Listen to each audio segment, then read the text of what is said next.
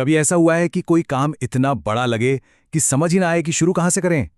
आज हम एक ऐसी ही छोटी सी कहानी देखेंगे जो सिखाएगी कि बड़े से बड़े पहाड़ को भी एक-एक कदम करके कैसे पार किया जा सकता है। ये लाइन पढ़ते ही कुछ महसूस हुआ। ये एक ऐसा एहसास है ना, जिससे हम सब कभी ना कभी गुजरे हैं। बस यही एक लाइन हमें सीधा कहानी की हीरोइन रोहिणी के दिल तक ले जाती है और उसके संघर्ष से जोड़ देती है। चलिए कल्पना करते हैं, क्लास 6 की एक लाइब्रेरी है, बिल्कुल शांत, और हमारी कहानी की हीरोइन है रोहिणी। उसे कहानियां बहुत पसंद है, बहुत ज्यादा। लेकिन एक दिक्कत है, सबके सामने जोर से पढ़ने का ख्याल आते ही उसकी सांसें अटक जाती हैं। अब जरा उस पल को महसूस करने की कोशिश कीजिए। रोहिणी की बारी आई है, उसकी आवाज कांप रही है, शब्द टूट रहे हैं। उसके दोस्त उसे देख रहे हैं और शर्म से उसके गाल एकदम लाल हो गए हैं। ये सिर्फ पढ़ने का डर नहीं है, ये डर है जज किए जाने का। और पता है, रोहिणी का ये डर और भी बढ़ जाता था जब वो अपने दोस्तों प्रिया और कबीर को देखती थी। वो लोग इतनी आसानी और कॉन्फिडेंस से पढ़ते थे कि रोहिणी को अपनी कमी और भी ज्यादा महसूस होने लगती थी। असल में यही तुलना उसकी घबराहट की असली जड़ थी। लेकिन फिर कहानी में एक टर्निंग पॉइंट आता है। क्लास खत्म होने के बाद उसकी टीचर मिसेस नायर उसे अपने पास बुलाती हैं, डांटने के लिए नहीं, बल्कि उसे एक ऐसी सलाह देने के लिए जो सब कुछ बदलने वाली थी। मिसेस नायर ने बस ये एक बात कही, कोई लंबा चौड़ा लेक्चर नहीं, बस एक छोटी सी लेकिन बहुत पावरफुल सलाह। और यही वो आइडिया था जो रोहिणी की दुनिया बदलने वाला था। यही इस पूरी कहानी का दिल है। अब घर पहुंचकर रोहिणी के पास दो रास्ते थे। या तो वो हार मान ले, टीवी देखे और इस बुरे दिन को भूल जाए, या फिर अपने टीचर की बात मानकर अपने डर का सामना करे। और उसने हिम्मत दिखाने का फैसला किया। उसने उस पहाड़ जैसे काम को एक छोटे से सिंपल से मंत्र में बदल दिया। बस एक पन्ना। इस एक सोच ने एक नामुमकिन लगने वाले काम को एक छोटे से पहले कदम में बदल दिया। तो सवाल यह है कि रोहिणी ने इस सलाह को अपनी जिंदगी में उतारा कैसे? उसने सिर्फ सोचा नहीं, बल्कि एक प्रॉपर प्लान बनाया और उसे अपनी रोज की आदत बना लिया। उसका तरीका ना बहुत सिंपल था, लेकिन बहुत असरदार। पहला, रोज शीशे के सामने देखकर सिर्फ एक पन्ना जोर से पढ़ना।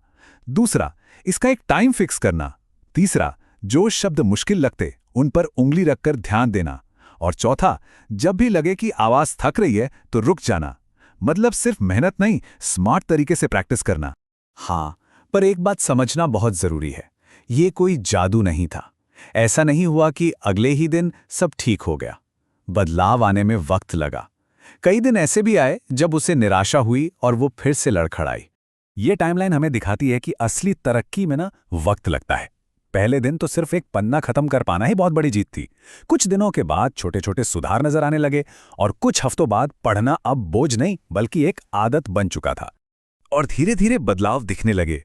कोई बहुत बड़े ड्रामेटिक बदलाव नहीं, बल्कि छोटी छोटी जीतें।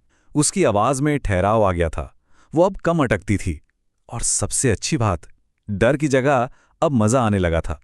यहां तक कि वो दूसरे बच्चों की मदद भी करने लगी, जो उसके बढ़ते आत्मविश्वास का सबसे बड़ा सबूत था। और यहीं पर सबसे बड़ा बदलाव आया। उसका ध्यान अपनी गलतियों से हटकर कहानी पर चला गया। ये जो आत्मविश्वास था ना, ये उससे किसी ने दिया नहीं था, उसने इसे कमाया था, हर रोज एक एक पन्ना पढ़कर। और अब आता है वो दिन, वो पल जिसका हम सब इंतजार कर रहे थे। रोहिणी की महीनों की मेहनत का नतीजा। कहानी सुनाने वाले दिन सबके सामने एक नई रोहिणी थी। उसकी आवाज साफ थी, शांत थी और उसमें एक ठहराव था। और जब उसने पढ़ना खत्म किया तो कमरे में जो तालियां गूंजी, वो सिर्फ कहानी के लिए नहीं, बल्कि उसकी अपनी जीत के लिए थी।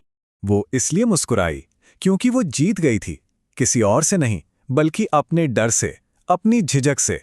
उसने ये साबित कर दिया था कि सबसे बड़ी लड़ाई भी छोटे छोटे कदमों से जीती जा सकती है। तो रोहिणी की ये कहानी हमें एक बार में एक पन्ना की ताकत समझाती है। और ये एक ऐसा आइडिया है जिसे हम सब अपनी लाइफ में कहीं भी लगा सकते हैं। चाहे कोई नई स्किल सीखनी हो, कोई नया प्रोजेक्ट शुरू करना हो, या अपने किसी बड़े सपने पर काम करना हो। तो अब सवाल ही उठता है, अपनी जिंदगी में ऐसी कौन सी बड़ी चुनौती है जिसे एक पन्ना करके निपटाया जा सकता है? वो कौन सा बड़ा पहाड़ है जिसे छोटे छोटे संभालने लायक कदमों में तोड़ा जा सकता है? जरा सोचिए।